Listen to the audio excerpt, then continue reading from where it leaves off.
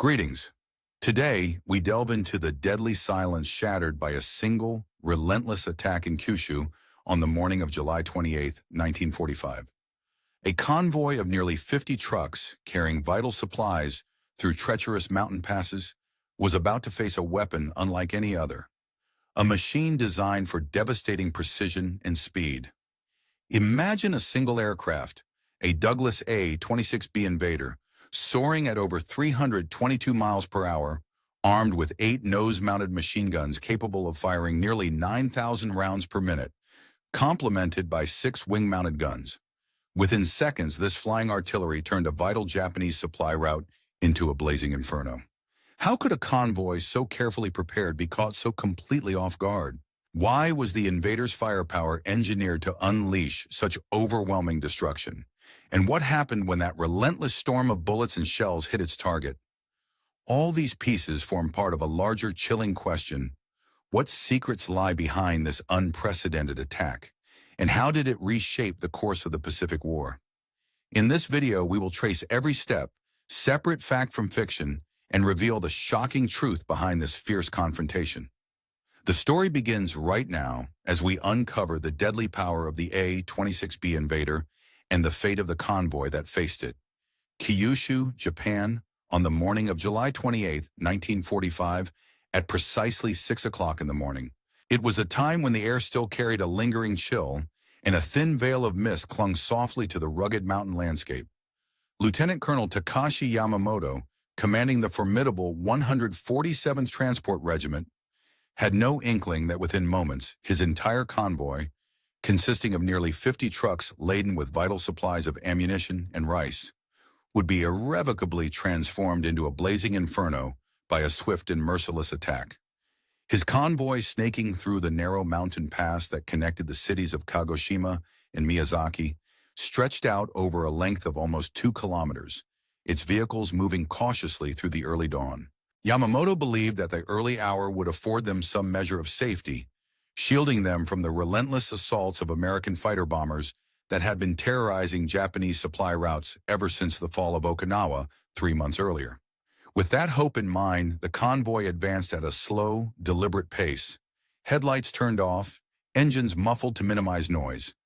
Each driver maintaining a careful distance from the vehicle ahead, just enough to avoid collision, but not so much as to lose sight of the column. Suddenly, a distant but unmistakable roar shattered the quiet, reverberating off the mountainsides with a thunderous echo. It was the sound of twin Pratt & Whitney engines, their combined power reaching approximately 2,800 horsepower each, announcing the approach of an American attack aircraft. The aircraft that threatened them was a Douglas A-26B Invader, an advanced twin-engine bomber approaching at an astonishing speed of 322 miles per hour. Belonging to the 319th Bombardment Group's 438th Squadron, this aircraft had only recently arrived at the Makinado airfield on Okinawa, having been deployed there just 1 week earlier, on July 21, 1945. The Invader had been converted from the older B-26 Marauders at the Columbia Army Air Base in South Carolina, embodying the latest in American aerial firepower designed for precise ground attack missions. The pilot of this deadly craft was Captain James Mitchell, a seasoned flyer from Oklahoma. He had been briefed thoroughly on Japanese convoy operations through Kyushu's treacherous mountain roads, which the Japanese relied on heavily at night and during the early morning hours to transport supplies, aiming to evade the relentless air raids that had already raised hundreds of vehicles across the Japanese archipelago. What made Mitchell's mission particularly dangerous and unprecedented was the fact that his aircraft, the 26B Invader, was equipped with the most concentrated forward-firing armament ever assembled on an American attack aircraft. It boasted 8 M250 caliber machine guns embedded in its solid nose, each capable of unleashing between 750 and 850 rounds per minute. In addition, 6 more machine guns of 50 caliber were mounted in the wings, creating a devastating cascade of firepower. When all 14 guns fired simultaneously, the Invader could unleash an astonishing combined rate of nearly 11,900 rounds per minute, capable of devastating any target in its path. Yamamoto first became aware of the looming threat at exactly 6 o'clock and 3 minutes. just as the distant roar of engines grew louder. Instantly, he ordered his drivers to pull their vehicles off the road and seek immediate cover. But the narrow mountain pass left them with no escape. Their route was essentially a deadly corridor, stretching for about 2,000 meters, in which they were now trapped. Over the years, the Japanese had learned from countless encounters with American air attacks that their best defense was to scatter quickly and find shelter, hoping to evade the bombs and bullets raining down from above. However, in this particular morning, the terrain that had once served as a safeguard now turned into a deadly trap. Yamamoto watched in mounting horror as the twin-engine aircraft descended rapidly from 8,000 feet, diving powerfully toward the convoy with lethal intent. The invader's nose was pointed directly at the lead vehicle, a Type 94 truck loaded with approximately 7,000 pounds of artillery shells, destined for the coastal defense batteries at Miyazaki. These shells represented a significant part of Japan's dwindling coastal defenses and were critical for the island nation's limited capacity to resist the advancing Allied forces. The design of the A-26B Invader was no accident. It had been specifically crafted at the Douglas Aircraft Company's Long Beach facility with a mission dedicated to maximizing its destructive potential in ground attack scenarios. The aircraft's solid nose was configured to house the 8 nose-mounted machine guns, arranged in 4 vertical rows of 2, optimized for direct forward firepower. This configuration allowed the Invader to deliver a concentrated and devastating fusillade, turning it into a flying artillery piece capable of unleashing rapid, precise, and overwhelming firepower on enemy ground targets. Such features were deliberately engineered to ensure that each attack could drastically reduce the effectiveness of enemy formations. Positioned precisely along the main supply routes, the Japanese had strategically placed Type 96 25mm anti-aircraft guns at intervals of just a few kilometers, creating a formidable barrier of defense. Among Yamamoto's convoy were 2 trucks, each mounted with these potent weapons, designed to deter or destroy attacking aircraft. However, the gunners operating these defenses had very little time to react. From the moment they first detected the incoming dive bomber until the aircraft unleashed its devastating attack, they had less than 15 seconds to prepare and fire. At precisely 6:30, Captain Mitchell engaged his aircraft's firing controls. Simultaneously, all 14 of his 20mm machine guns roared to life, unleashing a relentless barrage of armor-piercing incendiary rounds. The sheer power of this firestorm was evident as the entire aircraft, which weighed 27,000 pounds, shuddered violently backward under the recoil, a testament to the tremendous force unleashed by the synchronized guns. This coordinated and concentrated firepower created an overwhelming cone of destruction, the equivalent of a wall of deadly projectiles, designed to obliterate any ground target within its broad reach. Each of the 14 M2 machine guns was fed a carefully mixed belt of ammunition, including M2 ball rounds, M1 incendiary shells, and M8 armor-piercing incendiary rounds. This diverse ammunition mix had been refined over 3 years of combat operations across the Pacific Theater, enabling the guns to penetrate armor and ignite fuel or ammunition stores with lethal efficiency. At a combined rate nearing 200 rounds per second, this volume of fire generated an almost continuous stream of lethal projectiles, forming a devastating cone of destruction that no ground unit could withstand. As the bullets rained down upon the convoy, the results were catastrophic. Sergeant Major Nakamura, caught off guard, had no chance to respond before the barrage tore through his truck in just over a second and a half. The impact ignited the artillery shells and other explosives stored in the vehicle, producing a colossal explosion that lifted the 6-ton truck nearly 15 feet into the air. Flames and thick smoke billowed upward, reaching as high as 300 feet, creating a towering column of destruction. The force of the explosion was so intense that it knocked soldiers who had jumped from their vehicles to seek cover off their feet. Meanwhile, shrapnel consisting of red-hot shell fragments sliced through the next 3 trucks in line, igniting their cargo of rice, ammunition, and explosives. In one of the trucks, Private First Class Hiroshi Tanaka watched helplessly as the American aircraft's nose lit up with the flashing muzzle signals of the 14 synchronized machine guns. To him, it appeared as if a solid bar of fire stretched across the entire front of the aircraft, a blazing arc of destruction that seemed to consume everything in its path. The incredible effectiveness of the A-26B's firepower was the result of meticulous synchronization of all 14 guns to fire precisely at the same target point. This coordination was achieved through careful bore sighting and harmonization procedures carried out by Douglas engineers, who calibrated the guns to converge their streams of fire at a distance of exactly 1,000 feet. Consequently, at Captain Mitchell's attack altitude of 400 feet, the combined fire from all 14 guns formed an oval pattern approximately 30 feet wide and 15 feet high, saturating any target within this zone with an astonishing weight of nearly 200 pounds of projectiles per second. Such a concentrated and synchronized attack was unprecedented in aerial combat. No other aircraft had ever employed such a level of automatic weapon firepower from a single platform.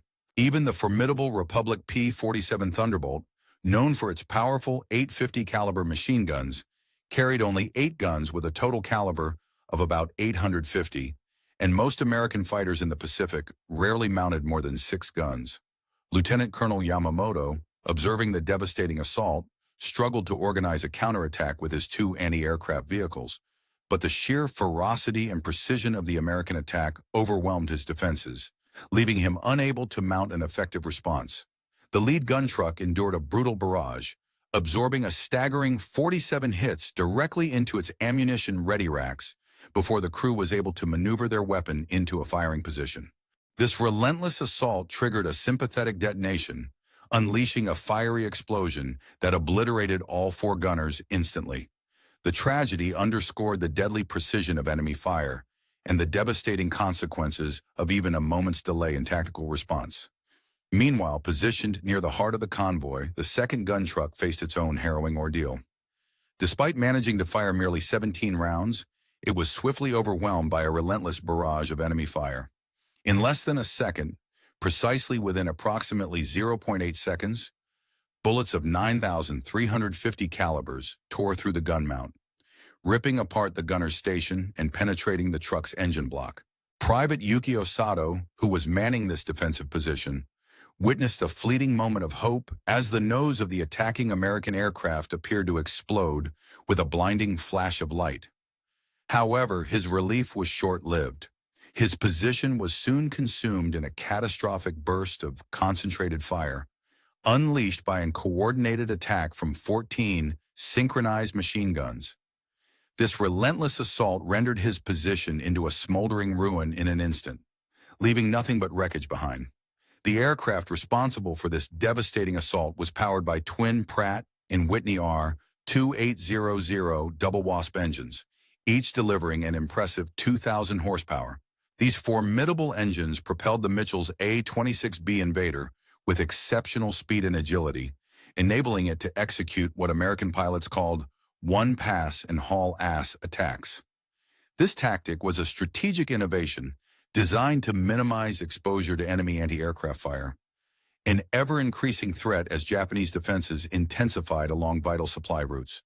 The increased concentration of automatic weapons made it imperative for pilots to adopt swift, high-speed attack approaches to maximize their effectiveness and survivability. Since February of 1945, the 319th Bombardment Group had been rigorously training to master these tactics at Columbia Army Air Base. Their training involved approaching targets from high altitudes to evade detection, then diving steeply to attain maximum velocity. Upon reaching the optimum altitude, pilots would level off for their firing pass, exploiting the invader's impressive maximum speed of 320 miles per hour to withdraw swiftly before the enemy gunners could respond. This combination of tactics sought to strike with lethal precision while minimizing the aircraft's exposure to enemy fire. As Mitchell's aircraft thundered over the convoy at a blazing speed of 320 miles per hour and an altitude of approximately 400 feet, his navigator and gunloader, Second Lieutenant Robert Thompson, observed through the side windows with a grim focus. He watched as the entire Japanese convoy seemed to dissolve into chaos, a river of fire and twisted metal, under the relentless and concentrated barrage of American firepower. The aircraft's ammunition load, totaling 6,000 rounds, afforded Mitchell approximately 30 seconds of continuous firing. While pilots generally limited their bursts to 3 to 5 seconds to prevent overheating, Mitchell defied this norm, holding down the trigger for about 4.7 seconds. In that brief span, he expended roughly 930 rounds, transforming the mountain road into a blazing inferno that Thompson would later describe as a river of fire and twisted metal, a vivid testament to the destructive power of their attack. Meanwhile, Corporal Masaru Watanabe, who was driving the 12th truck in the convoy, had just enough time to throw himself clear from the cab before the vehicle was consumed by an explosion. A salvo of 21,150 caliber rounds turned his truck into a mangled mass of scrap metal, igniting the 5,000 pounds of aviation gasoline stored in drums strapped to the back. The resulting fireball engulfed 3 adjacent trucks and ignited the surrounding forest, creating a towering wall of flame that effectively blocked the road and trapped the rear section of the convoy in a devastating trap. The inferno raged fiercely, cutting off escape routes and turning the area into a hellish landscape of smoke and destruction. Lying in a drainage ditch, Watanabe watched helplessly as the American aircraft pulled sharply upward at the conclusion of its strafing run. Its twin radial engines roared fiercely as it climbed away at an impossible angle, a feat that seemed almost surreal given the size of the aircraft. Despite the chaos and destruction it left behind, the aircraft's pilot and crew had demonstrated remarkable skill and daring, exemplifying the strategic brilliance that had earned the 319th Bombardment Group their reputation. This group had been deliberately selected for conversion to the formidable A-26B Invader. Thanks to their extensive combat experience and proven to execute precise, high-speed attacks with devastating effect. The extensive combat experience in the Mediterranean theater saw these skilled crews flying an impressive total of 515 missions in the Martin B-26 Marauder aircraft. Their efforts earned them 2 prestigious Distinguished Unit Citations, awarded for their precise and daring bombing of vital marshalling yards located in the cities of Rome and Florence. These citations underscored the unit's exceptional accuracy and tactical effectiveness in disrupting enemy logistical networks across Italy, a feat that required both remarkable coordination and courage. Since August of 1943, Colonel Joseph R. Holtzapfel had been at the helm of the 319th Group, providing leadership and strategic oversight. Under his command, the personnel at Columbia Army Air Base underwent specialized conversion training, where they learned to master the unique characteristics of the Invader aircraft. This aircraft was distinguished by its remarkable combination of speed, firepower, and agility, especially in the ground attack role, making it a formidable tool for tactical strikes against enemy positions. The group comprised 4 distinct squadrons: the 437th, 438th, 439th, and 444th.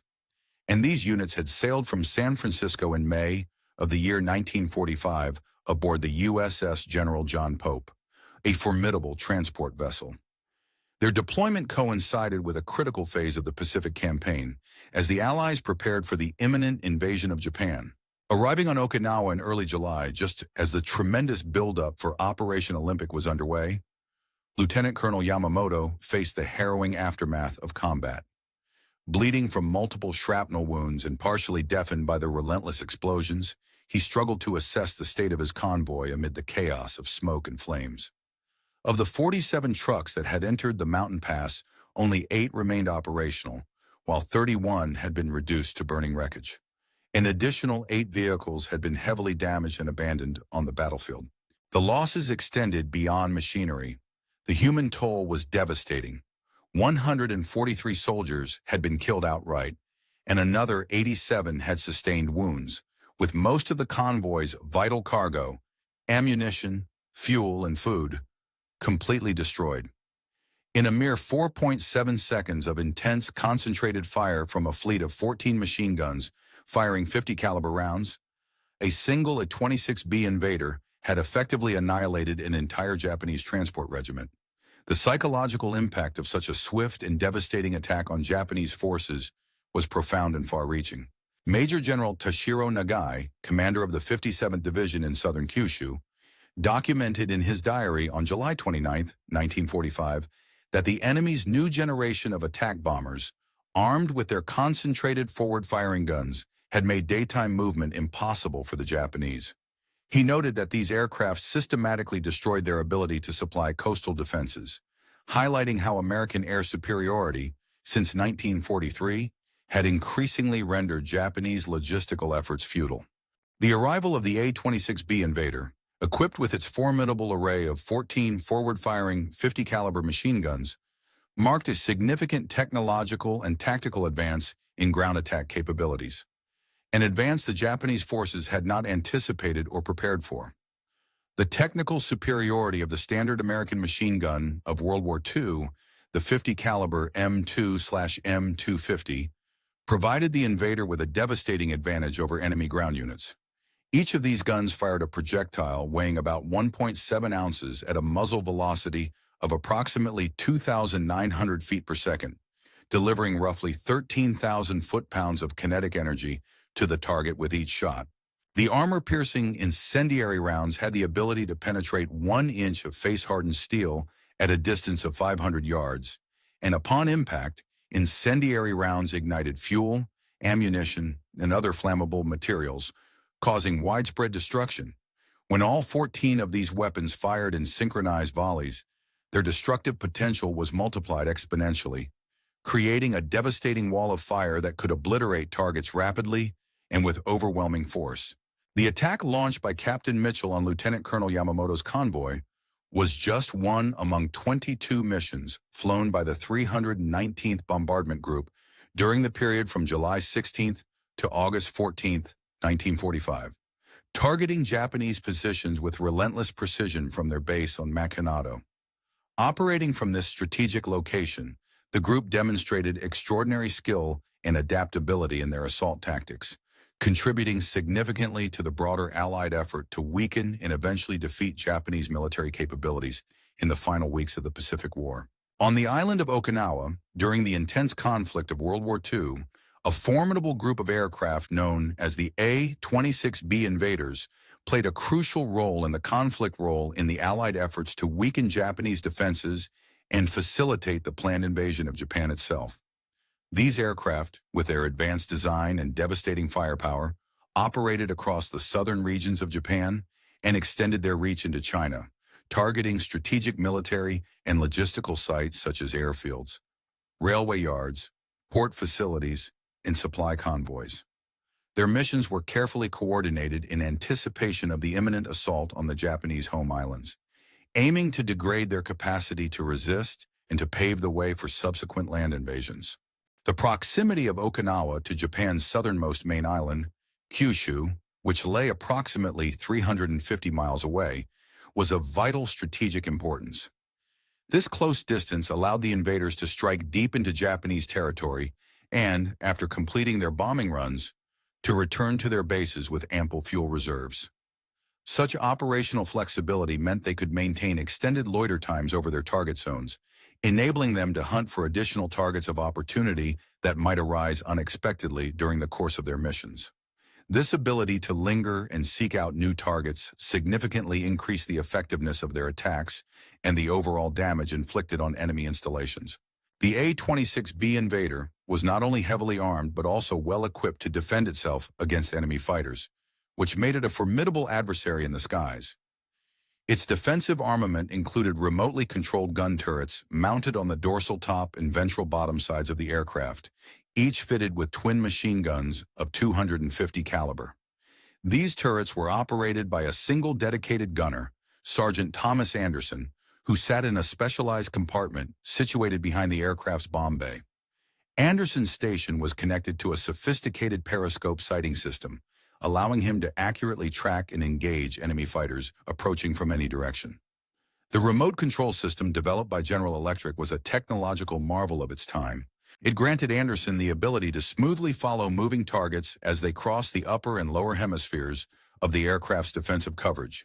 The system's automatic computing capabilities accounted for issues such as parallax, differences in the target's apparent position from different angles, and bullet drop, ensuring that the guns remained precisely aimed even at varying distances and angles. While this complex system demanded rigorous maintenance, and was more intricate than traditional manually operated turrets. It provided the A-26B with near-complete defensive coverage, greatly reducing vulnerabilities without the excessive weight and aerodynamic drag associated with manned gun positions. One notable engagement involving the A-26B occurred during an attack on a convoy led by Admiral Yamamoto, a prominent Japanese naval commander. Among the 12 soldiers who survived unscathed from the leading element of Yamamoto's convoy was Private First Class Akira Yamashita. Later, during interrogations conducted by American forces, he recounted the attack with vivid detail. Yamashita explained that the assault unfolded with astonishing speed, catching most of the soldiers unprepared and leaving them little to no opportunity to seek cover. He described the aircraft as appearing suddenly out of the morning sun, diving swiftly with lethal intent. Before defenders could react, the entire front section of the convoy erupted into a chaos of explosions and flames. Yamashita vividly recalled that the sound of the attack was unlike anything he had ever experienced. It was not the sharp crack of rifle shots, nor the stuttering burst of machine guns, but a relentless, deafening roar that seemed to tear through the air like a massive sheet of canvas being violently rent apart. Vehicles, both trucks and armored transports, began to disintegrate under the barrage of large-caliber rounds, their metal shells shattered and twisted by the immense firepower. Men standing at their positions were cut down instantly, victims of the overwhelming storm of bullets. The devastatingly high rate of fire was made possible by the A-26B's 14 forward-firing guns, a design response to hard-earned lessons from 3 years of combat in the Pacific Theater. During that time, American pilots had learned that Japanese vehicles and fortifications, often more robust and well-built than initially estimated, required more firepower for effective destruction. While traditional fighters like the Republic P-51 Mustang or the Grumman F-6F Hellcat were armed with 6 guns of 650 caliber each, sufficient for destroying softer targets and suppressing anti-aircraft defenses, they often needed multiple passes to take down heavily armored vehicles or fortified positions. In stark contrast, the A-26B's 14 guns delivered an incredible amount of firepower, approximately 2.3 times greater than that of a standard 6-gun fighter, allowing it to inflict maximum damage in a single pass. This capability dramatically increased the likelihood of destroying hardened targets, all the while reducing the aircraft's exposure to enemy return fire, since it could complete its mission more swiftly. The day following the attack on Yamamoto's convoy, Japanese engineers from the 54th Independent Engineer Regiment arrived at the scene. There, the destruction wrought by the attack was so devastating in its thoroughness that individual vehicles, which once might have been distinguishable, were now fused together into a tangled mass of wreckage. The intense heat generated during the blaze had melted and warped the metal, rendering the remains of trucks and supplies indistinguishable from one another, as if a chaotic sculpture forged from the very elements of war itself. The surface of the road that once served as a vital supply route was scarred and pitted, bearing the scars of countless explosions caused by falling shells and exploding ammunition. It was riddled with vast craters where bombs had detonated, and the asphalt was scored with the impacts of thousands of 50 caliber bullets, each strike leaving a mark that testified to the ferocity of the bombardment. Restoring this crucial artery to operational condition required extensive repairs, often involving patching, resurfacing, and reinforcement. An arduous process that underscored the severity of the attack's aftermath. More troubling still, Tanaka observed that the precision and overwhelming concentration of the assault hinted at an unsettling level of foreknowledge. It suggested that American intelligence agencies had acquired highly detailed information about Japanese convoy routes and schedules, enabling them to strike with deadly accuracy. This insight was not merely a matter of luck. It was evidence of a sophisticated intelligence network operating behind enemy lines, providing the United States with a distinct strategic advantage. By July of 1945, the capability of American intelligence had advanced remarkably, integrating multiple sources of information into a cohesive picture of Japanese military movements. Signals intelligence played a significant role as intercepted Japanese radio communications were deciphered and analyzed to determine patterns and intentions. Aerial reconnaissance conducted from specialized F-13 photo reconnaissance variants of the formidable B-29 Superfortress supplied detailed photographic imagery of troop movements and logistical routes. Additionally, intelligence gathered from Filipino and Chinese guerrilla fighters who operated behind enemy lines and had access to local knowledge further enriched the overall understanding. These combined efforts created a comprehensive intelligence mosaic that allowed American forces to anticipate Japanese convoy movements with exceptional accuracy. At the heart of this intelligence effort was Major William Harrison, the intelligence officer of the 319th Bombardment Group. He maintained meticulous, detailed maps charting Japanese supply routes across the island of Kyushu, updating these maps daily based on fresh reports received from the headquarters of the 7th Air Force.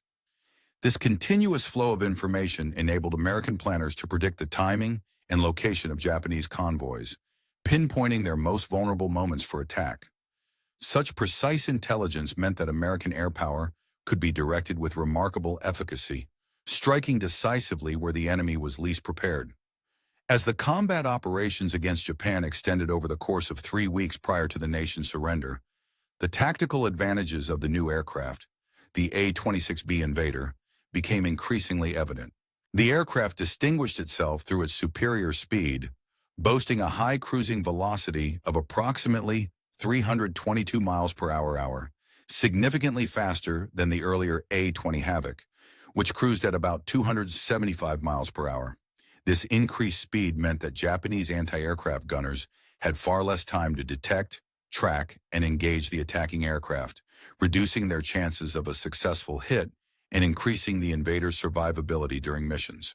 The A-26B was powered by twin Pratt & Whitney R2800 engines, the same high-performance power plants that had been employed in renowned aircraft like the Republic P-47 Thunderbolt and the Grumman F-6F Hellcat. These engines were celebrated for their exceptional reliability and resilience, capable of absorbing significant battle damage. There are numerous documented instances of these aircraft returning to base, with one engine completely shot out and the other heavily damaged, yet still able to fly and land safely. A testament to the robustness of these power plants and the skill of their crews. On the ground, Master Sergeant Jiro Kawasaki, commanding a Type 962 25mm anti-aircraft artillery battery near Miyazaki, reported with a mixture of awe and frustration that the new American attack bombers were nearly impossible to engage effectively using manual anti-aircraft weapons. These aircraft approached at high altitudes, well beyond the range of their 25mm guns, and then dove at breathtaking speeds, exceeding 500 kilometers per hour, making them elusive targets. By the time his unit could traverse their weapons to track the incoming threat, the aircraft had already completed their attack run and were climbing away with maximum engine power. The sheer concentration of firepower directed forward was so intense that any anti-aircraft position targeted was often destroyed before it could return effective fire.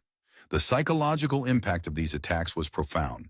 The distinctive sound of 14 synchronized 20mm machine guns firing in unison and relentless, tearing noise became a symbol of dread for Japanese transport and logistics units. Survivors described this sound as a ripping or tearing roar that seemed to cut through the chaos of explosions and roaring engines, instilling a paralyzing terror in those who experienced it firsthand. Colonel Mass. During the turbulent years surrounding World War II, the shifting tides of military and technological developments painted a vivid picture of human resilience and ingenuity. One particularly poignant account from the aftermath of the war reveals that, by early August of 1945, the morale and behavior of Japanese transportation personnel had drastically changed. In the chaos and exhaustion of ongoing conflict, many Japanese truck drivers, faced with the imminent threat of American air assaults, started refusing to operate their vehicles during daylight hours. This refusal was not merely an act of defiance, but stemmed from a profound awareness of the peril they faced. Many chose to abandon their duties altogether, preferring to desert rather than confront the certainty of death under the relentless bombings that had become a hallmark of the Pacific Campaign. On the 9th of August 1945, a momentous event unfolded that would be etched into the annals of history. Crews from the United States Army's 319th Bombardment Group, engaged in a mission over southern Kyushu, were returning from their sortie against the Kanoya airfield when they witnessed something extraordinary. As they soared through the skies at approximately 12,000 feet, their eyes caught an enormous, luminous cloud rising ominously over the city of Nagasaki. This towering plume, born from the devastating power of a new type of weapon, rapidly ascended into the sky, stretching possibly as high as 40,000 feet and still growing. One of the pilots, Captain Mitchell, who was undertaking his 23rd combat mission in the Pacific Theater, later recounted how bewildered they all were at the sight. He described the massive cloud as unlike anything they had ever seen before, an immense and unnatural column of smoke and vapor that defied previous experience or understanding. At the time, no one knew exactly what they were witnessing, but the ominous nature of the cloud left an indelible impression. This event marked a pivotal turning point in human history, signaling the dawn of the atomic age. Just 6 days after the explosion over Nagasaki, on August 15, 1945, Japan announced its unconditional surrender, bringing the Second World War to a close. The atomic bombings had demonstrated the terrifying potential of nuclear weaponry, and their devastating effects hastened the end of a brutal global conflict that had lasted for more than 6 years. The development of the formidable aircraft capable of delivering such destructive firepower, specifically the A-26B variant, was the result of a rapid and innovative evolution in military aviation technology. This process began in 1941 when the Douglas Aircraft Company received a formal requirement from the United States Army for a new attack bomber designed to replace 2 existing aircraft, the Douglas A-20 Havoc and the Martin B-26 Marauder. The goal was to create an aircraft versatile enough to fulfill multiple combat roles by simply changing its nose section, thus offering strategic flexibility. Led by visionary designers such as Ed Hindman, Robert Donovan, and Ted R. Smith, the engineering team embarked on creating an aircraft that pushed the boundaries of conventional design. Their initial prototype, known as the XA-26, carried the serial number 4119588. This prototype was equipped with a 75mm cannon mounted in the nose, a formidable armament intended for heavy assault.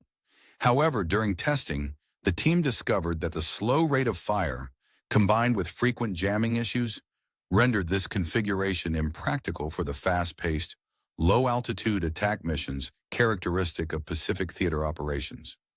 Despite the initial promising firepower, the practical drawbacks necessitated further modifications.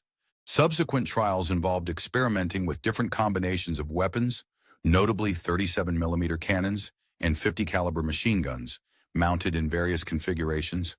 These experiments eventually led to the adoption of a more effective design, a solid nose equipped with 6 guns, and later an 8-gun configuration. This arrangement became the standard for production models of the A-26B.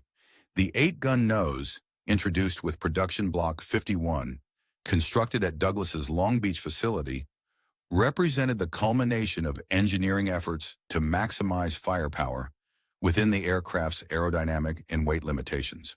This configuration allowed the aircraft to deliver a concentrated barrage of automatic gunfire, surpassing the firepower of any other single-seat or twin-seat aircraft in the American arsenal. The manufacturing of the A-26B was a testament to America's industrial capacity during wartime. Between 1943 and 1945, Douglas Aircraft produced a total of 1,355 of these formidable aircraft. The production took place at facilities located in Long Beach, California, and Tulsa, Oklahoma. Each aircraft required approximately 24,000 man-hours to assemble, a staggering amount of labor and precision.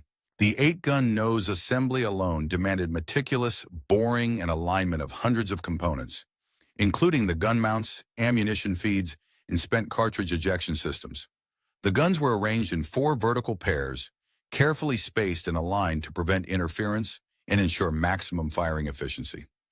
This intense focus on craftsmanship and engineering excellence resulted in an aircraft that was not only a marvel of wartime manufacturing, but also during the intense moments of combat, the chaos often caused weapons and artillery to become misaligned, leading to dangerous situations where adjacent guns could inadvertently point directly at one another during firing sequences.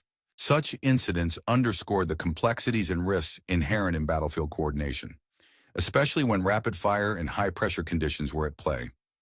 Meanwhile, Lieutenant Colonel Yamamoto, who was recuperating from serious wounds at the Kagoshima Army Hospital, took the crucial step of documenting the alarming situation faced by Japanese forces. On the 3rd of August in the year 1945, he formally submitted a detailed report to the Imperial General Headquarters. His report vividly described a recent attack on his convoy, an event that underscored the deteriorating security and strategic vulnerabilities of Japanese supply lines in the final days of the war. The findings and observations he provided carried significant weight, as they highlighted the profound implications for Japan's defensive readiness and the urgent need for revised protective measures. Yamamoto pointed out that the conventional defensive tactics traditionally relied upon, such as camouflage to conceal movements, dispersal of supplies and personnel to avoid easy targeting, and nighttime maneuvering to evade detection, had become largely ineffective. These methods, once reliable in earlier stages of warfare, no longer held their protective value against an enemy that now wielded near-total air dominance. The enemy possessed aircraft capable of unleashing concentrated firepower directly onto ground targets, obliterating formations and supply routes with relentless precision. Recognizing the gravity of the situation, Yamamoto recommended that all supply operations be halted during daylight hours to diminish vulnerability, and that anti-aircraft defenses along the primary supply corridors be tripled to withstand the ferocity of enemy air assaults. Unfortunately, such strategic adjustments came too late. The war's end was imminent, and implementing these recommendations before the conclusion of hostilities was no longer feasible. The formidable impact of the American A-26B Invader aircraft on Japan's military planning during these final weeks extended far beyond the immediate destruction of logistical assets like trucks and supplies. Lieutenant General Osamu Yokoyama, who was in charge of defending northern Kyushu, provided a sobering assessment to the Imperial General Headquarters. His reports detailed how the systematic destruction of transportation capabilities, particularly through relentless attacks by American aircraft, including the advanced heavily armed bombers, had rendered the Japanese coastal defenses increasingly ineffective. The destruction of supply transport meant that the elaborate fortifications and defensive positions being constructed along the anticipated invasion beaches were practically rendered useless. Without adequate logistical support, these fortifications risked becoming death traps for their defenders. The human toll of such relentless aerial assaults was devastating, especially for a Japanese military already battered and weakened after years of relentless warfare. The inability to move reinforcements, food, ammunition, and other vital supplies exacerbated the suffering and disintegration of morale among the defending forces.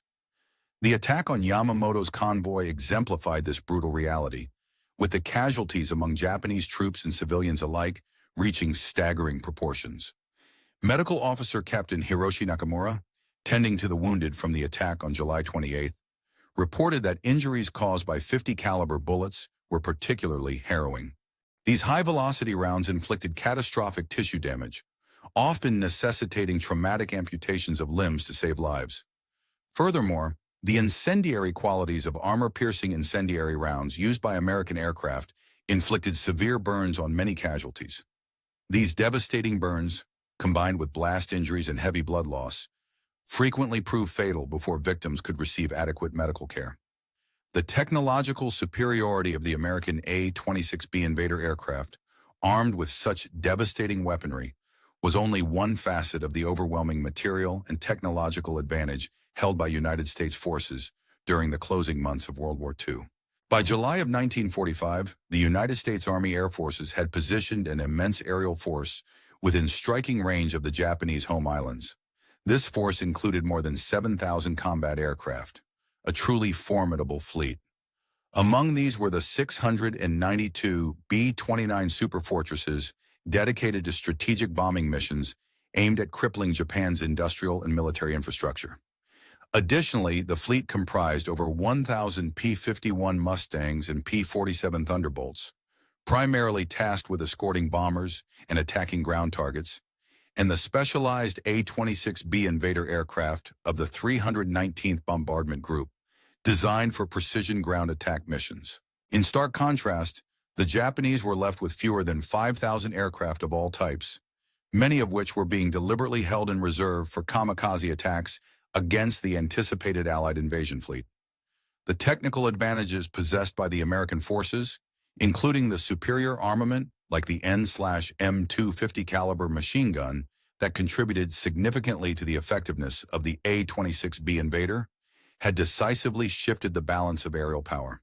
This technological edge, combined with overwhelming numbers and advanced tactics, made it increasingly difficult for Japanese defenses to counter the relentless assault from the air, ultimately sealing the fate of Japan's resistance in those final, desperate months of the war. The formidable offensive capabilities of the 26B were centered around its concentrated forward firepower, which was characterized by an impressive combination of a high rate of fire, remarkable reliability, and the provision of specialized ammunition types designed to target various enemy assets effectively. This advanced weapons system was tailored to maximize destructive potential against a range of targets encountered during combat operations. The standard ammunition used by the aircraft included the M2 ball round, which was engineered to penetrate light armor and aircraft skin at distances surpassing 1,000 yards, offering exceptional effectiveness at long-range engagement. Additionally, the M1 incendiary round contained a small but potent incendiary compound that ignited instantly upon impact, capable of igniting fuel tanks, ammunition stores, and other flammable materials, thus amplifying damage through secondary fires. The M8 armor-piercing incendiary round combined these two capabilities. It was fitted with a hardened steel core that enabled it to penetrate armored targets, while its incendiary component was designed to cause secondary destruction by igniting vital supplies or structures after penetration. Within the cockpit of the aircraft, Second Lieutenant Thompson Mitchell's crew members played crucial roles in maintaining the operational readiness of the nose gun systems. His navigator and gun loader bore the critical responsibility of ensuring that the ammunition feed mechanisms in the nose section remained free of jams and blockages during intense combat situations. The nose-mounted armament consisted of 8 M2 machine guns, each fed from individual ammunition boxes holding 400 linked rounds. These belts were loaded into the guns, and spent cases along with links were systematically ejected downward through dedicated chutes located at the bottom of the nose compartment. Managing the loading of 8 separate ammunition feeds within the limited space of the nose required meticulous engineering to maintain proper alignment, prevent jams, and ensure quick reloading. Such complex logistics necessitated diligent maintenance routines, especially considering the operational environment. The ground crews belonging to the 319th Bombardment Group's 438th Squadron typically dedicated around 4 hours prior to each mission for pre-flight preparations, with much of that time devoted to loading ammunition and conducting thorough checks of the gun systems to guarantee reliability during combat. While the primary focus of the aircraft's design was its offensive firepower, the defensive armament was nonetheless substantial and strategically important. Sergeant Anderson, the aircraft's dedicated gunner, operated both the dorsal and ventral turrets through an innovative periscope control system. This system allowed him to seamlessly switch between turrets as targets moved from the upper to the lower hemispheres, ensuring continuous defensive coverage. Each turret was equipped with 2 M2/50 caliber machine guns, each loaded with a magazine of 250 rounds, providing a comprehensive 360-degree defensive perimeter. Although the engagement with Japanese fighters was limited during the 3-week period of combat operations, the presence of such formidable defensive systems effectively forced enemy fighters to approach from the front or flanks, where the aircraft's impressive array of 14 forward-firing guns could unleash devastating firepower on any interceptors daring enough to attack from the forward quarter. Maintaining the complex weapon systems of the 26B in the challenging conditions of Okinawa during the summer of 1945 posed a significant logistical challenge for the ground crews of the 319th Bombardment Group. The environmental factors, high humidity, corrosive salt air, and the pervasive presence of coral dust necessitated daily and meticulous cleaning and lubrication routines to ensure the guns remained operational. The armament section of the 438th Squadron was headed by Chief Master Sergeant Ronald Patterson, who implemented a strict maintenance schedule requiring each of the 14 forward-firing guns and the 4 turret-mounted guns to be removed, disassembled entirely, cleaned thoroughly, and test-fired every 5 combat missions or after 50 hours of flight time, whichever milestone was reached first. This rigorous maintenance protocol was vital in preventing failures and ensuring the aircraft could perform at peak efficiency during sorties. In response to the intense enemy efforts to counter the A-26B's threat, Japanese forces employed various desperate tactics. These included the use of camouflage to obscure supply movements and the creation of decoy convoys designed to divert and absorb American attacks. Major Yoshiro Taniguchi of the Japanese Imperial Army, along with other commanders, engaged in these clandestine efforts to confuse and mislead the Allied forces, aiming to reduce the effectiveness of the American bombing campaigns and prolong their defensive operations. The Japanese Army's intelligence service devised a cunning strategy aimed at deceiving American forces by creating false convoy routes. Their plan involved using captured American vehicles along with dummy supplies to make the enemy believe they were approaching strategic targets. The primary goal was to mislead American forces into wasting precious ammunition on decoys, thereby exhausting their resources and revealing potential attack patterns. The Japanese believed that by deploying these fake convoys, they could buy valuable time and protect their real logistical routes from American interdiction efforts. However, this elaborate scheme was quickly uncovered thanks to the extensive and sophisticated American intelligence network, which proved more than capable of detecting such deception tactics. Signals intelligence, aerial reconnaissance, and other clandestine intelligence methods enabled the Americans to distinguish genuine targets from decoys with high accuracy. Consequently, the decoy convoys received little attention from American forces, who instead focused on actual enemy supply routes and military concentrations revealed through their intelligence efforts. This strategic advantage allowed the United States to concentrate its bombing and naval operations on real Japanese logistics and troop movements, significantly impairing Japanese capabilities. In terms of combat operations, the contribution of the 319th Bombardment Group, flying the innovative A-26B Invader aircraft, was particularly notable during a crucial 3-week period of intense engagement. Their precise bombing campaigns played a vital role in crippling Japanese logistical operations across southern Kyushu by early August of the year 1945. The destruction wrought by these bombing runs effectively paralyzed the Japanese supply chains in the region, severely hampering the enemy's ability to reinforce and sustain their defensive positions. This aerial offensive was reinforced by a comprehensive naval blockade, which included the mining of Japanese coastal waters by Boeing B-29 superfortresses belonging to the 313th Bombardment Wing. American submarines and surface vessels also contributed to cutting off vital maritime supply routes, further isolating Japanese forces. On land, tactical aircraft systematically obliterated Japanese rail networks, disrupting troop movements and supply lines.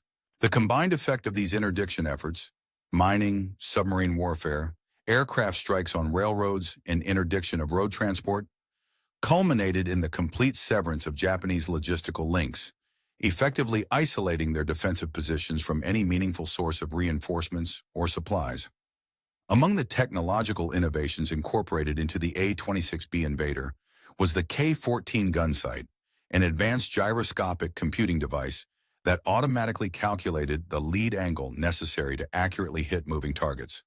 This system represented a significant leap forward in aerial gunnery.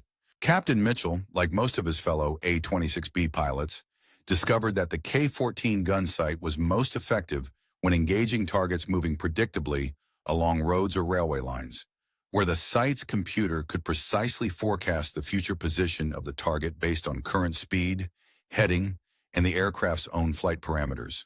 The K-14 gun sight projected an illuminated reticle onto a reflector glass in front of the pilot. This reticle was dynamically adjusted in real time, automatically aligning itself based on the aircraft's velocity, altitude, and angle of attack. This technological marvel allowed pilots to aim more accurately without manual calculations, significantly increasing their effectiveness in combat.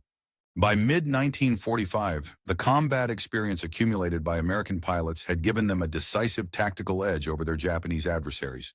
Their ability to deliver precise, well-coordinated attacks was a direct result of both technological innovation and extensive combat training. Many of the pilots assigned to the 319th Bombardment Group had participated in numerous combat missions, some having flown dozens or even hundreds of sorties in the Mediterranean theater. These missions often involved attacking German and Italian targets under harsh conditions, which frequently surpassed the challenges encountered in the Pacific Campaign.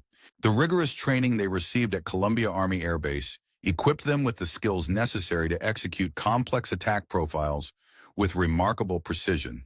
Their experience allowed them to maintain sharp situational awareness, effectively managing threats while targeting enemy installations, supply routes, and military concentrations. One poignant account comes from Private T.U. Ishiawa, a survivor of the convoy attack that resulted in the death of Admiral Yamamoto. He recounted in his memoir the sheer terror wrought by the American attack. Ishiawa described how the aircraft appeared suddenly, descending from the early morning sky like a predatory bird of prey. The noise was deafening, like the sound of the world tearing apart, before the front of their convoy was annihilated. Fire and smoke replaced what had been a well-organized column, and the screams of men caught in the destruction echoed in the chaos. In less than the time it takes to draw a single breath, 40 vehicles and approximately 200 men vanished, leaving nothing but devastation in their wake. Although the Japanese military had faced American aircraft before, this concentrated single-pass destruction was unlike anything they had experienced. The power and precision of the American attack demonstrated the formidable capabilities of their air forces, backed by advanced technology, extensive intelligence, and relentless determination. The logistical network supporting the 319th Bombardment Group's operations was integral to this success, playing a crucial role in disrupting Japanese supply. The operations carried out by the Bombardment Group from Okinawa mark the culmination of 3 years of intense combat experience accumulated by American forces in the vast and challenging Pacific theater. Throughout this period, logistical support was crucial to sustain the relentless pace of aerial assaults and ground operations. Daily deliveries of aviation fuel arrived via tanker ships, which transported vital supplies from refineries located in California and Texas. Each aircraft, such as the A-26B, typically required approximately 800 gallons of fuel for a standard mission to Kyushu and back, emphasizing the importance of efficient transportation and inventory management. In addition to fuel, millions of rounds of .50 caliber ammunition were shipped to support the group's extensive operations. These munitions were delivered aboard dedicated ammunition ships, which ensured a steady flow of supplies throughout the campaign. During the group's 3-week period of active combat, the consumption rate of these rounds averaged around 40,000 per day, reflecting the intense level of aerial engagement and the relentless firepower directed against enemy targets. Furthermore, a critical component of the logistical chain involved the prompt delivery of spare parts, including replacement gun barrels, engine components, and sophisticated electronic equipment. These essential parts were transported primarily by air, originating from supply depots in Hawaii as well as from the mainland United States, ensuring that maintenance crews could keep their aircraft operational in the midst of ongoing combat. The success of these bombing missions was heavily dependent on comprehensive intelligence support that extended beyond mere target identification. The 319th Bombardment Group received detailed weather forecasts, enemy fighter deployment patterns, and precise locations of anti-aircraft artillery positions, all of which were vital for planning effective attacks. Captain James Wilson, the group's weather officer, played an especially critical role by receiving hourly updates from B-29 reconnaissance aircraft, which flew predetermined routes over the Japanese home islands. These B-29s provided real-time data on cloud cover, visibility, wind conditions, and other atmospheric factors, enabling Wilson to generate accurate predictions for the weather conditions over the intended targets. This meteorological intelligence was of paramount importance, particularly for low-level bombing runs. Unexpected weather phenomena, such as sudden clouds or gusts of wind, could force aircraft into dangerous terrain like mountains or clouds, increasing the risk of crashes or mission failures. Therefore, precise weather data directly contributed to the safety and success of the attacks. On the first day of August in the year 1945, the 319th Bombardment Group launched its most significant mission to that point, involving 32 A-26B Invader aircraft targeting the Tweaky Airfield Complex located in northern Kyushu. The raid, personally led by Colonel Holtzapfel, vividly demonstrated the devastating effectiveness of massed invader formations against fixed military installations. Approaching the target at an altitude of 15,000 feet to evade early detection, the formation split into 4 groups of 8 aircraft each. These groups attacked simultaneously from different directions, overwhelming Japanese defenses and preventing the coordination of anti-aircraft fire. Within less than 3 minutes, the combined firepower of all 32 aircraft, each armed with 14 forward-firing 50-caliber machine guns, reduced the airfield to a blazing ruin. The attack destroyed 43 Japanese aircraft stationed on the ground and rendered the runways completely unusable. Lieutenant Misao Kobayashi, commanding an anti-aircraft battery at Suiki, vividly recalled surviving this brutal assault. He later described the scene as apocalyptic in its intensity, filled with relentless destruction. The sky seemed to rain down metal as the attacking aircraft unleashed their ferocious firepower from all directions. Each nose of the planes erupted with flashes of gunfire, accompanied by a deafening roar that surpassed anything he had ever experienced. The constant din drowned out the explosions of burning aircraft, fuel dumps, and the destruction of the airfield itself. Kobayashi further recounted that their 25mm anti-aircraft guns were utterly ineffective against such speed and firepower. They managed to fire perhaps 30 rounds before the concentrated gunfire from at least 3 attacking planes obliterated his position. Miraculously, he survived the onslaught only because he was propelled into a drainage ditch by the force of an explosion nearby. By the time August 1945 arrived, the cumulative effect of American air attacks had significantly shattered Japanese morale. The relentless bombardments, combined with the destruction of their airfields, aircraft, and military infrastructure, created a psychological toll that was difficult to overstate. This period marked a turning point in the Pacific War, as the Japanese military and civilian populations alike grappled with the overwhelming power of American air power. In his post-war memoir, Colonel Saburo Hayashi, who served on the staff of the Japanese 16th Area Army, vividly described the appearance of the American attack aircraft.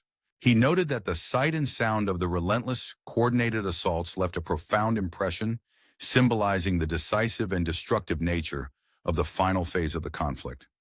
The introduction of the new American attack bombers, armed with multiple forward-facing guns, served as a stark and undeniable sign that defending against the overwhelming material superiority of the United States was now an impossible task.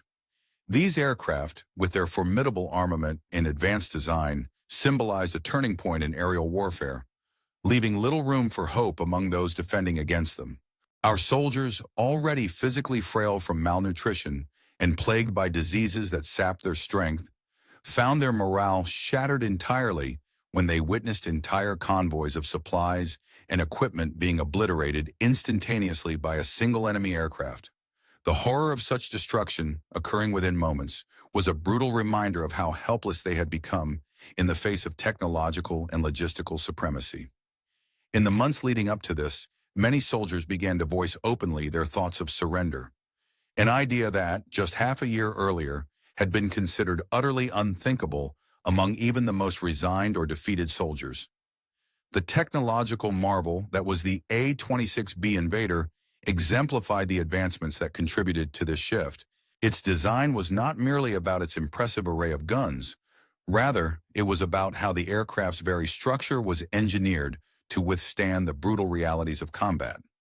The Invader was built with resilience in mind, featuring redundant control systems that ensured continued operation despite damage, self-sealing fuel tanks that minimized the risk of catastrophic fires, and armor protection specifically around the crew compartment to safeguard the lives of those inside.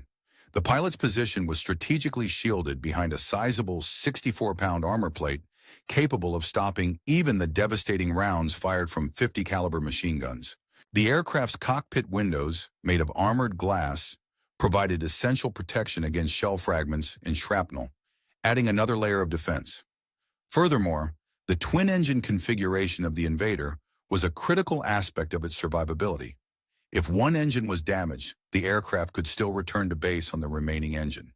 This capability proved invaluable on numerous occasions, saving the lives of crews who might otherwise have been lost in emergency situations during the group's operations. Amidst the chaos and relentless demands of wartime maintenance, Sergeant Carl Peterson, a dedicated mechanic from the 438 Squadron, meticulously documented in his diary the tremendous challenges faced in keeping the A-26B invaders operational under the primitive and often hostile conditions at Maconato Airfield. The coral dust from the surrounding environment infiltrated everything, particularly the delicate mechanisms of the guns, making maintenance a daily, and often twice daily, necessity after each mission. The relentless humidity accelerated corrosion on exposed metal surfaces within hours, adding another layer of difficulty. To combat these harsh conditions, the ground crews had hastily rigged makeshift canvas shelters over the aircraft, but even these measures offered only limited protection. Sergeant Peterson often reflected that the pilots flying these aircraft were unaware of just how many painstaking hours of maintenance each hour of flight demanded.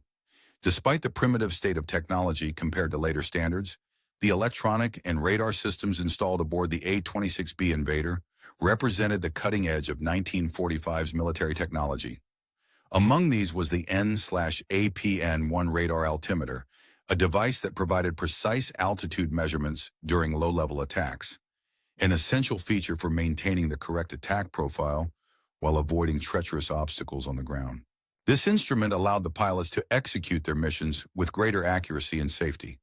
The aircraft was also equipped with the SCR-522VHF radio, which enabled secure and reliable communication with other planes and ground control stations, essential for coordinated operations. Additionally, the SCR-695 Identification Friend or Foe IFF transponder played a pivotal role in avoiding friendly fire incidents over the crowded skies of Okinawa in southern Japan, where multiple units operated in close proximity. The innovative efforts of Major Harrison, the intelligence officer of the 319th Bombardment Group, added another dimension to the aircraft's operational capabilities. He developed sophisticated techniques for bomb damage assessment utilizing K-17 aerial cameras mounted in some of the A-26Bs. These cameras, which were triggered automatically whenever the guns were fired, captured detailed visual records of each attack. Analyzing this footage allowed intelligence officers to evaluate the effectiveness of different attack profiles and ammunition types more accurately. The stark clarity of the images from the cameras mounted on Mitchell aircraft during attacks on Yamamoto's convoy vividly illustrated the devastating impact of concentrated .50 caliber fire. Individual frames captured trucks disintegrating under the relentless barrage of hundreds of rounds, providing undeniable proof of the destructive power wielded by these new aircraft. The human aspect of the air war over Japan during the summer of 1945 involved more than just the combatants commanding these aircraft. It also encompassed the countless ground crew members, maintenance personnel, intelligence officers, and support staff whose tireless efforts often went unnoticed, but were crucial for the success of each mission. Their dedication and resilience underscored the harsh realities of aerial combat in this pivotal chapter of history, where technological advances reshaped the battlefield and challenged the very notions of survivability and defense. During the dark days of World War II, countless Japanese civilians found themselves caught in the lethal crossfire of relentless American bombardments, suffering unimaginable destruction and loss.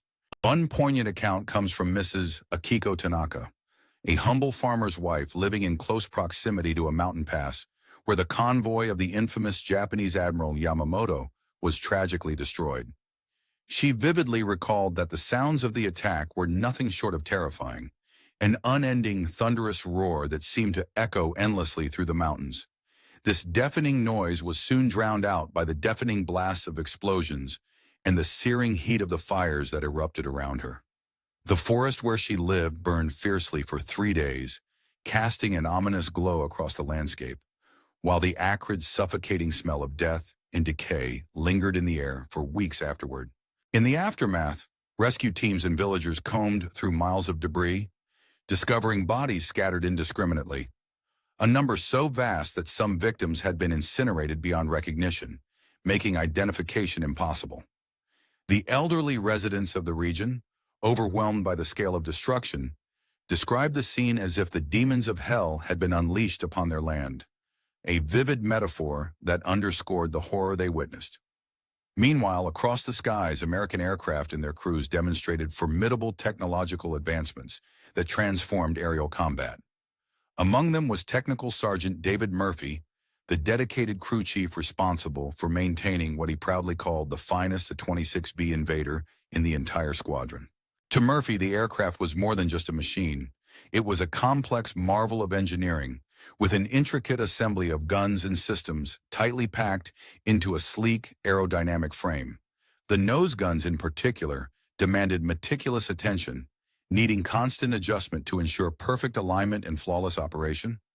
Murphy and his team had developed a series of modifications over time, adding extra cooling vents for the gun barrels to prevent overheating, reinforcing the ammunition feed chutes to withstand the rigors of combat, and conducting rigorous inspections after each mission. Every time the aircraft returned, they inspected her meticulously, inch by inch, hunting for any signs of damage that could jeopardize her performance on the next sortie. This intensive maintenance highlighted the remarkable evolution of American aircraft during the war. In fact, the transition from the older Douglas A-20 Havoc to the A-26B Invader marked a significant leap forward in aerial attack capabilities. While the A-20 had been an effective and reliable weapon, armed with 6 forward-firing, 50-caliber machine guns, its maximum speed of just over 275 miles per hour, and its limited operational range made it increasingly vulnerable against the more advanced Japanese anti-aircraft defenses. The introduction of the A-26B, capable of reaching speeds up to 359 miles per hour and equipped with 14 forward-firing guns along with enhanced armor protection, represented a revolutionary step in ground attack aircraft design, one that Japanese forces found increasingly difficult to counter. On the other side of the conflict, Japanese pilots faced these formidable new threats with a mixture of bravery and desperation. Captain Hiroshi Ota, a seasoned fighter pilot flying a Nakajima Ki 84 Hero, known as the Frank to Allied forces, had his own harrowing encounter with the A-26B Invader. On August the 5th, in the year of 1945, he engaged a formation of these aircraft over Koya Airfield, a mission that would leave a lasting impression on him. Believing he was pursuing an isolated bomber separated from his formation, Captain Hiroshi Ota dove sharply to attack. As he closed in, he saw the tail of the aircraft erupt with tracer fire from the remote turrets, illuminating the aircraft in a deadly cascade of light. Realizing the threat, he broke off his attack, but not before taking several hits in his engine, which began to trail smoke. As he scrambled to climb away, he watched in horror as the invader's nose lit up, unleashing a devastating strafing attack on a train below. A sight so intense that he described the entire train as seemingly exploding in unison. Barely managing to reach his own base alive, Captain Hiroshi Ota was forever scarred by the encounter and never flew again before the war's end. The psychological impact of the A-26B's presence extended beyond its destructive power. It was a symbol of a new era of American aerial dominance. Japanese propaganda, which initially dismissed reports of this new attack aircraft as exaggerated, was forced to confront the reality of its effectiveness after repeated and devastating assaults on supply convoys and strategic airfields. On August the 8th in the year of 1945, Radio Tokyo issued a broadcast warning Japanese civilians to take immediate cover if they spotted twin-engine aircraft with solid noses, an inadvertent acknowledgement of the formidable threat posed by the A-26B Invader. This aircraft, with its blend of speed, firepower, and armor, had become a symbol of American air superiority, striking fear and awe into the hearts of those defending the Japanese homeland. During that period, the morale of the troops was already fragile, and any additional setbacks risked further undermining their confidence and resolve, making the importance of meticulous planning even more critical. Lieutenant Colonel Robert Anderson, serving as the operations officer for the renowned 319th Bombardment Group, played a pivotal role in orchestrating the intricate and demanding mission strategies necessary to optimize the effectiveness of their aircraft, specifically the formidable A-26B Invaders. His efforts were aimed not only at achieving maximum operational success, but also at reducing the inevitable risks involved, particularly the loss of aircraft and crew. Every sortie was a carefully choreographed event, requiring detailed and precise coordination with various supporting units. This included working closely with fighter escorts provided by the 318th Fighter Group, which flew P-47N Thunderbolts based at Aishima. These fighter units were essential for providing protective cover during bombing runs, intercepting enemy fighters, and ensuring the safety of the bombers. Additionally, the planning incorporated naval rescue forces positioned strategically along the flight routes, ready to respond swiftly in case any aircraft were down behind enemy lines. Air-sea rescue squadrons were on standby, prepared to recover crew members from the sea, reflecting the comprehensive approach to mission safety and crew survivability. The fact that the 319th Bombardment Group managed to complete 3 weeks of combat operations without losing a single aircraft to enemy action stands as a testament to the exceptional quality of this detailed planning. It also underscored the overwhelming dominance of American air power by the summer of 1945, which played a vital role in the weakening of Japanese defenses and the rapid progression of the Allied campaign across the Pacific. The logistical backbone supporting these extensive operations was equally impressive, stretching across the vast Pacific Ocean from Okinawa back to the industrial heartlands of the United States. The production of essential weaponry and ammunition was carried out in dozens of factories, each dedicated to specific components necessary for the war effort. In Connecticut, the Browning Arms Company operated a plant that produced the powerful IN/M250 caliber machine guns, reaching wartime peaks of over 5,000 units per month, ensuring a steady supply of armaments for the Allied forces. Similarly, the High Standard Manufacturing Corporation in Connecticut contributed significantly by manufacturing additional weapons and equipment vital to the air campaigns.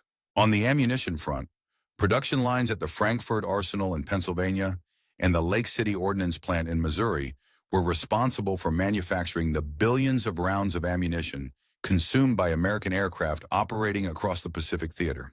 These facilities employed specialized manufacturing processes to produce large quantities of armor-piercing, incendiary rounds, which proved instrumental in effectively neutralizing Japanese ground targets. The capability to produce such specialized munitions at an enormous scale was a crucial factor in maintaining the relentless aerial pressure on enemy positions. Among the few Japanese military intelligence specialists to survive the war was Master Sergeant Takashi Fukuda, who, after the conflict, conducted a comprehensive analysis of American ground attack tactics for the Allied occupation authorities. His detailed report recognized that the A-26B Invader represented the logical pinnacle of American tactical aviation doctrine. It combined devastating firepower, high speed, and enhanced survivability into a single aircraft, making it exceptionally capable of destroying various ground targets with minimal risk to its crew. Fukuda's insights highlighted the significant technological and tactical advantages that American aircraft possessed, which Japanese forces struggled to counter effectively. He further pointed out that Japan's failure to develop effective countermeasures, particularly against heavily armed aircraft like the A-26B, was a critical factor in the eventual collapse of Japanese logistical and military capabilities during the final months of the war. The operations on August 9, 1945, when crews from the 319th Bombardment Group observed the massive atomic cloud over Nagasaki, marked one of the most profound turning points not just in the conflict, but in human history itself. Captain Mitchell, returning from a bombing run on the Kanoya airfield, later reflected on the momentous event. He recounted, "We had just finished strafing some Japanese fighters on the ground when this enormous cloud appeared to the northwest. It kept rising, and I'd bet it reached at least 40,000 feet or more. Some of the guys thought it was a volcano erupting, but it didn't resemble any volcanic eruption I'd ever seen." His words captured the awe and disbelief that the crew experienced at witnessing such an unprecedented event. When they subsequently landed and learned about the atomic bomb's deployment, a profound understanding settled over them all. It became clear that the war was coming to an end. The immediate aftermath of Japan's surrender announcement on August 15, 1945, saw the 319th Bombardment Group preparing for what was destined to be their largest and most significant mission thus far, a coordinated strike targeting key Japanese military installations. This planned operation exemplified the culmination of months of relentless aerial campaign efforts and represented a decisive step toward concluding the brutal conflict in the Pacific. In the days surrounding the final operations near Kagoshima, a pivotal chapter in military aviation history was unfolding. The 40 crews assembled under Colonel Holtzappel's command had prepared meticulously for a high-stakes, maximum-effort mission scheduled for August 16th. However, as these crews were in the process of arming and fueling their aircraft, an unexpected and momentous piece of news arrived. Japan had surrendered, signaling the end of hostilities. This sudden turn of events transformed the atmosphere on the airfields. The pilots and crew members, who had been fully immersed in the chaos and intensity of combat, now faced a complex mix of emotions. Relief at having survived the brutal conflict intertwined with a strange sense of anticlimax, as the relentless grind of war was abruptly replaced by the realities of occupation and reconstruction. The aircraft involved in these operations, notably the A-26B Invader, left a significant and enduring technical legacy that extended well beyond the conclusion of World War II. While initially designed as a ground attack aircraft during the conflict, the Invader's influence persisted through subsequent decades, seeing service in conflicts such as the Korean War, the Indochina conflicts, and various other military engagements throughout the 1950s and into the 1960s. Its innovative design and formidable firepower became a blueprint for future aircraft developed for close air support and ground attack roles. Indeed, the concept of a dedicated aircraft, crafted specifically for attacking ground targets with maximum frontal firepower, laid the groundwork for several later generations of aircraft. The Douglas A-1 Skyraider, for example, inherited the Invader's philosophy of heavily armed, versatile attack aircraft. Even more notably, the design principles embodied in the Invader significantly influenced the development of the Fairchild Republic. ER-10 Thunderbolt II, also known as the Warthog, which was armed with a powerful 30mm cannon capable of destroying modern tanks with ease. The lessons learned from the Invader's devastating effectiveness during combat, particularly its ability to deliver rapid, concentrated automatic weapon fire in a single decisive pass, became foundational to American close air support doctrine. This doctrine emphasized the importance of aircraft that could deliver overwhelming firepower directly onto enemy ground forces to achieve tactical superiority. A statistical review of the combat operations conducted by the 319th Bombardment Group, which flew the Invader from Okinawa, illuminates the aircraft's extraordinary efficiency and impact. Over the course of 22 missions carried out between July 16th and August 14th in the year 1945, the group's aircraft managed to destroy or severely damage an estimated 412 vehicles, 63 locomotives, 291 railway cars, and 43 aircraft on the ground. Additionally, they struck numerous military buildings and installations, further crippling enemy infrastructure. Remarkably, this remarkable level of destruction was achieved without a single aircraft lost to enemy action. The only casualties were 3 Invaders that sustained minor damage from anti-aircraft fire, and one that experienced an engine failure, which compelled the crew to make an emergency landing at Ishima. Post-war testimonies from key military figures highlight the strategic importance of the Invader's arrival in the summer of 1945. Lieutenant General Masakazu Kawabe, who commanded the Air General Army responsible for defending Japan against American air assaults, vividly stated that the deployment of the A-26B Invader represented a fundamental shift in ground attack capabilities. He emphasized that Japanese forces, who had been unprepared for such a high-speed, heavily armed aircraft, found their defenses utterly inadequate. Traditional anti-aircraft defenses, already ineffective against conventional fighters and bombers, proved completely useless against a craft capable of rapid, concentrated attacks at high velocity. The Invader could accomplish in a single sortie what previously required an entire squadron of aircraft, thereby drastically reducing the resources needed for effective attacks. Adding to this formidable advantage was the context of Allied air superiority and the vast supplies of ammunition and fuel available to American forces. These factors rendered daylight operations highly perilous for Japanese ground movements. The combination of technological innovation and strategic advantage meant that any attempt at daytime movement on the battlefield was essentially suicidal for Japanese forces, further tilting the balance in favor of the Allies. The human stories from the crews who flew and maintained the invaders, particularly those from the 319th Bombardment Group, offer a compelling personal perspective on this technological leap. Their experiences encapsulate the real-life implications of such advanced military hardware. For instance, Second Lieutenant Thompson Mitchell's navigator meticulously chronicled his missions in a detailed diary that survived the war, providing a vivid account of the aircraft's destructive power. On July 28, 1945, Mitchell's team successfully struck a convoy in the mountainous regions, unleashing a barrage of automatic fire that left the convoy in ruins. After their pass, the destruction was visibly staggering. More than 40 vehicles were burning amidst the wreckage.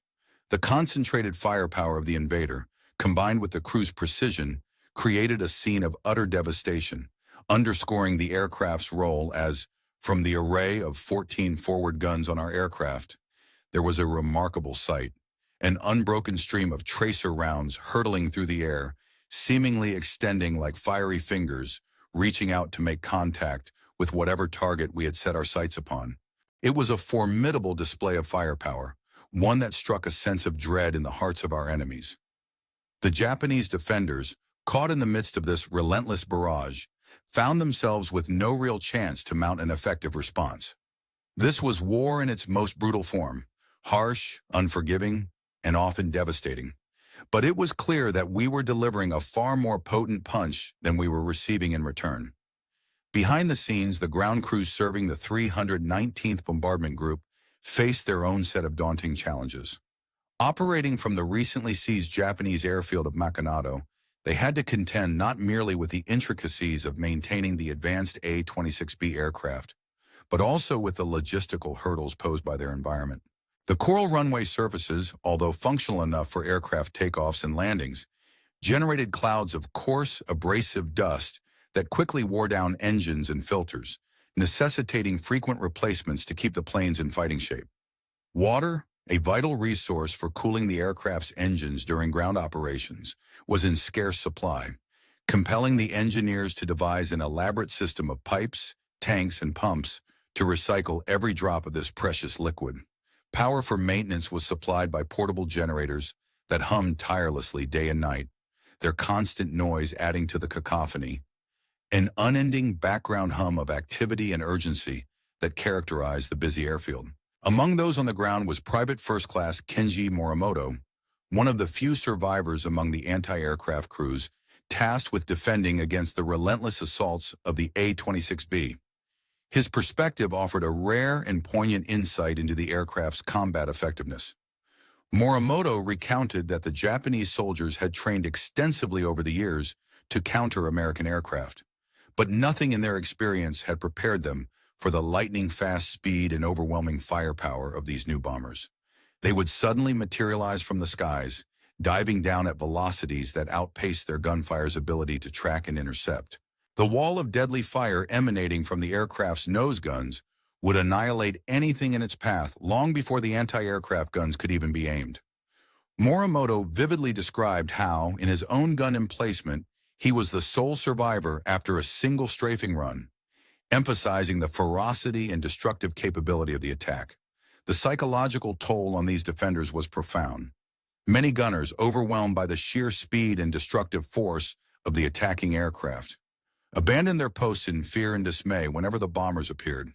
The broader strategic context of the 319th Bombardment Group's operations during July and August of 1945 was closely tied to preparations for Operation Olympic, the planned invasion of Kyushu scheduled for November of that year. Military planners anticipated that the invasion would result in catastrophic casualties, with American forces expected to suffer over 1 million deaths, while Japanese military personnel and civilians would face even greater losses. The systematic destruction of Japan's logistical and transportation infrastructure, primarily carried out by aircraft like the WWII-26B Invader, aimed to isolate and weaken Japanese defensive positions before the amphibious assault. The goal was to reduce American casualties during the landings and subsequent ground operations by crippling Japan's ability to reinforce and resupply its defenses effectively. Sergeant Anderson, serving as a gunner in Mitchell's aircraft, had his own unique perspective on the combat operations involving the A-26B, especially from his vantage point controlling the remote turret guns. The turret's periscope system took some getting used to, but once mastered, it allowed him to track targets smoothly from top to bottom, providing a crucial advantage in the chaos of aerial combat. During their missions, they encountered few enemy fighters. The Japanese were saving their limited air resources for the anticipated invasion. However, when those fighters did attempt to intercept, they were met with a surprise. Our turret guns responded with deadly precision, making them regret their decision to engage. The true spectacle, however, was up front in the cockpit. When the captain opened fire with all 14 of the aircraft's forward guns, the entire plane would vibrate violently, shuddering under the tremendous recoil. The tracers, like fiery fingers stretching out across the sky, reached out to whatever target was in their line of fire, illuminating the destruction wrought upon enemy infrastructure. The relentless pounding from the aircraft's formidable armament was not limited to the enemy fighters or ground defenses, but also targeted Japan's industrial backbone, the factories, railroads, and supply depots that sustained their war effort. This sustained assault was part of a broader strategy designed to hasten Japan's surrender by crippling their ability to continue fighting, thereby saving countless lives on both sides by avoiding a protracted and bloody invasion. Supporting the production of the A-26B Invader symbolized the zenith of American manufacturing prowess during the intense years of wartime. The sprawling facilities of the Douglas Aircraft Company in Long Beach were a marvel of industrial efficiency, employing more than 40,000 workers at the height of the war effort.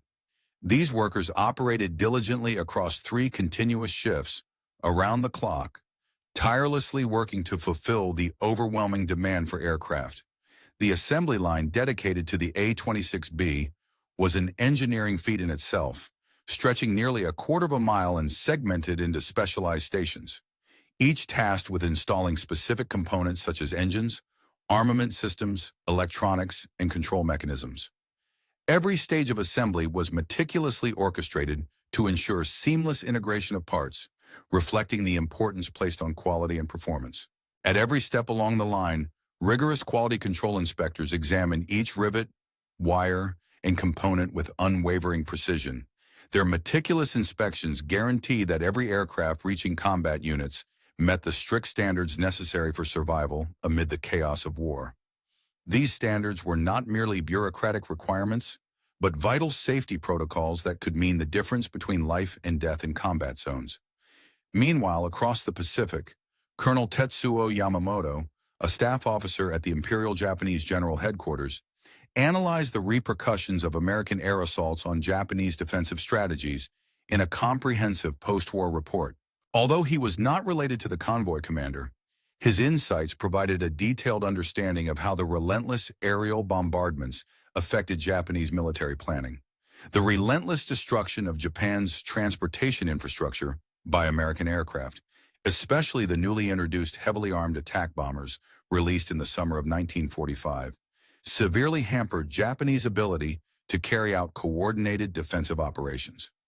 These advanced bombers, exemplified by the A-26B Invader, possessed extraordinary firepower capable of decimating targets in a matter of minutes, something that previously would have required months of effort and resources to accomplish. This formidable aerial assault rendered our defensive plans for the region of Kitugo virtually impossible to execute. The strategic implications were profound.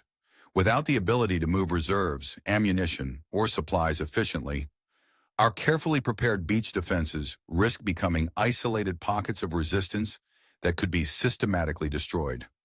Such concentrated airstrikes, delivered with devastating precision by aircraft like the A-26B, could obliterate entire installations and supply depots within moments, resources that had taken months to build. The technological sophistication of the A-26B extended beyond mere firepower, encompassing advanced communication and navigation systems. The aircraft was equipped with the STR-269 radio compass, a device that allowed pilots to accurately navigate by homing in on radio beacons, even under adverse weather conditions. Additionally, the BC-453 high-frequency receiver facilitated long-range communications with base operations, particularly from Okinawa, ensuring coordinated efforts over great distances. Although primitive by modern standards, these systems represented the pinnacle of wartime technology in 1945 and provided American crews with a critical advantage in conducting complex, coordinated missions. The aircraft's internal interphone system, designed to enable communication among the three crew members, pilot, navigator, and bombardier, functioned effectively despite the cacophony of roaring engines, gunfire, and airflow. Though by contemporary standards these systems seem rudimentary, at the time they were considered state-of-the-art, offering vital communication channels that enhanced mission efficiency and safety. This technological edge was a decisive factor in the success of American aerial operations, allowing crews to execute intricate attack plans with precision. On August 11, 1945, Flight Sergeant Yoshio Ito, one of the few Japanese fighter pilots to have engaged and survived an encounter with an A-26B invader, recounted his harrowing experience. Flying a K-61 High-N, he had observed a twin-engine aircraft attacking a supply dump near Kumamoto. Ito described how he descended rapidly from above and behind the attacking bomber, positioning himself for a classical attack run. However, as he approached firing range, the enemy aircraft's upper turret swung toward him and unleashed a barrage of gunfire. Flashes from the twin guns illuminated the sky, and he immediately felt the impacts on his aircraft. In response, Ito fired a brief burst in an attempt to break away, but it was too late. The damage was substantial. His engine was hit, engulfed in flames, and he struggled desperately to control his crippled aircraft. Despite the dire circumstances, Ito managed to execute a crash landing in a rice paddy, surviving the ordeal. His aircraft, however, was destroyed beyond repair. The human toll of this final phase of the air war was staggering for Japanese forces.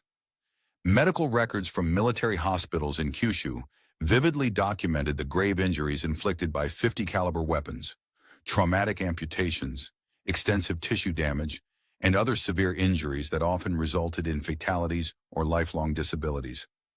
The relentless aerial campaign, characterized by its technological sophistication and devastating firepower, inflicted a level of destruction and human suffering that marked a tragic chapter in the history of the conflict. The aftermath of the relentless strafing attacks left behind a gruesome scene of destruction, torn flesh, shattered bones, and widespread burns, which were all too common among those unfortunate enough to survive the onslaught.